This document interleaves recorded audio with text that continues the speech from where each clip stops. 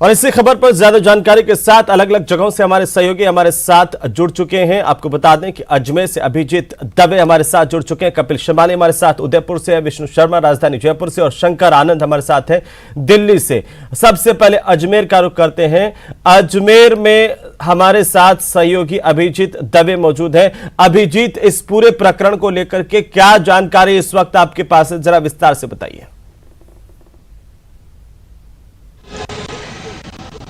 अब देखिए हेमंत, अब से कुछ देर बाद ही अपराधी के बाद गिरफ्तारी तक जो कुछ भी अपनी पुलिस की पड़ताल में निकल के सामने आया। अजमेर एसपी सीनाराम जाट अब से कुछ देर बाद प्रेस कॉन्फ्रेंस करेंगे। मेरे पीछे अजमेर एसपी दफ्तर है, सीनाराम जाट की गाड़ी यहाँ पर पहुंच चुकी है।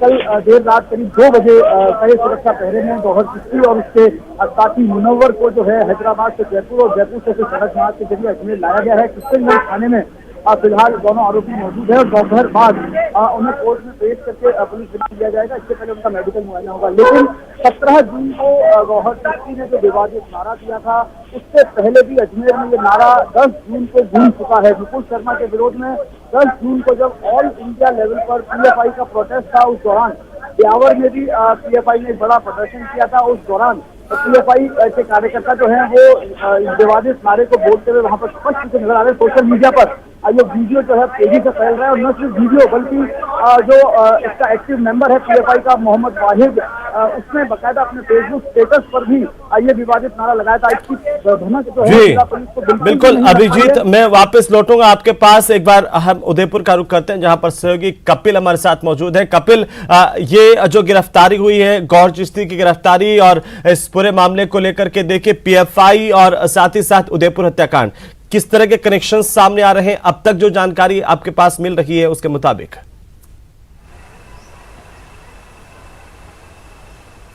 देखिए, एनआईए भी इनकी तलाश कर रही थी। फिलहाल अजमेर पुलिस द्वारा गौहर चिश्ती और मुनव्वर अशरफी को गिरफ्तार किया गया। तो प्रारंभिक रूप से इनसे जो पूछताछ की जाएगी वो जुलूस जो 17 जून को अजमेर में निकाला गया था, उस जुलूस में जो परमिशन दी गई थी, उस परमिशन को वायलेट करने के मामले में, भड़काऊ भाषण देने और भड़काऊ नारे लगाने के मामले में इनकी गिरफ्तारी की गई है। इसी मामले पर को लेकर अजमेर पुलिस इनसे पूछताछ करेगी। माना जा रहा है कि इसके बाद में इन्हें एनआईए के सुपुर्द किया जा सकता है। इन्हें न्यायालय द्वारा हो सकता है जुडिशियल कस्टडी में जब इन्हें भेजा जाएगा, उसके बाद में एनआईए एक बार फिर प्रोडक्शन वारंट के मार्फत इन्हें अपनी कस्टडी में लेगी और उदयपुर हत्याकांड से इसके किस तरह के तार जुड़े हुए हैं ये पता लगाने की कोशिश की जाएगी। क्योंकि मुनव्वर अशरफी तक पहले ही एनआईए जो है वो पहुंचने की कोशिश कर चुकी है। हैदराबाद स्थित उसके घर पर जाकर नोटिस चस्पा कर चुकी है। तो एनआईए के रडार पर मुनव्वर अशरफी पहले से था। ऐसे में अब जब अजमेर पुलिस ने उसे गिरफ्तार कर लिया है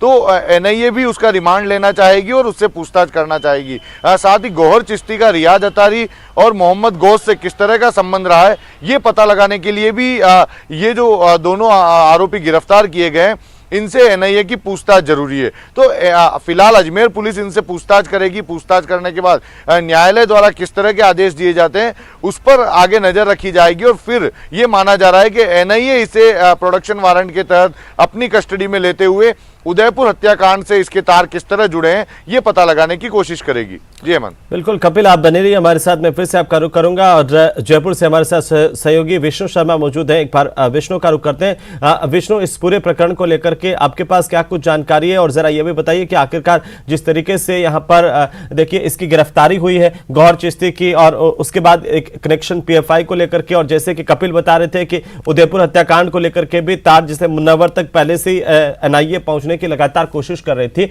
अब और अगर हम इसके साथ की बात करें तो 4 से आरोपी 17 जून के इस विवादित नारा मामले को लेकर के पहले ही गिरफ्तार किए जा चुके हैं। क्या जिस तरीके से गिरफ्तारी हो रही है, राजस्थान पुलिस की ओर से जो कार्रवाई हो रही है उसमें और भी कई लोग जो है आने वाले दिनों में गिरफ्तार किए जा सकते हैं, अभी क्या जानकारी है आपके पास?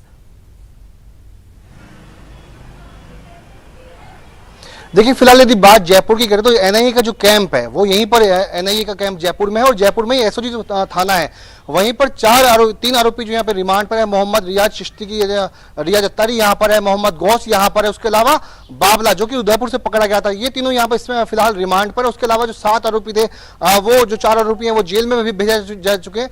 तो वहीं पर अब तक की जो जांच में सामने यही आया था कि गौहर चिश्ती यानी कि राजस्थान में उदयपुर हत्याकांड से पहले, यानी उदयपुर में हुई कन्हैयालाल हत्याकांड से पहले बूंदी की बात करें, बूंदी, अजमेर और ब्यावर, कई जगहों पर ये सर तन से जुदा के नारे लगाए गए थे। मौन जुलूस के नाम पर मौन जुलूस के बजाय यहाँ पर सर तन से जुदा के नारे लगाए गए और नारेबाजी के दौरान, यानी सरकार की यदि बात करें, प्रशासन की बात करें, तब सबने चुप्पी साधे रखी। लेकिन जब कन्हैयालाल साहू हत्याकांड हुआ उसके बाद में ये नारा सामने आया, नारे की जो पड़ताल, जो नारे की कहां तक जड़ें थी, वो सब सामने आते गए। उसके बाद उदयपुर के कनेक्शन, उदयपुर में हत्या की वारदात को अंजाम देने वाले आरोपियों के कनेक्शन हैदराबाद, अजमेर और कराची, पाकिस्तान, कई जगहों पर सामने आए। तो फिलहाल एनआईए के राडार पर वे सभी लोग हैं। उसके अलावा जो उदयपुर में एनआईए ने रेड मारी थी, रेड के दौरान जो डिजिटल डिवाइस वहां पे आरोपियों के और संदिग्धों के बरामद किए थे, जिनमें लैपटॉप शामिल है, मोबाइल फोन शामिल है। तो ये जो सभी मोबाइल फोन, लैपटॉप, उसके अलावा जो डिजिटल डिवाइस हैं, ये सभी इस पूरे हत्याकांड के पड़ताल को खोलेंगे और सर तन से जुदा गैंग कितना बड़ा है उसकी पड़ताल एनआईए करेगी। जी बिल्कुल विष्णु, ये देखने वाली बात होगी कि एनआईए तो पड़ताल कर ही रही है अपने स्तर पर।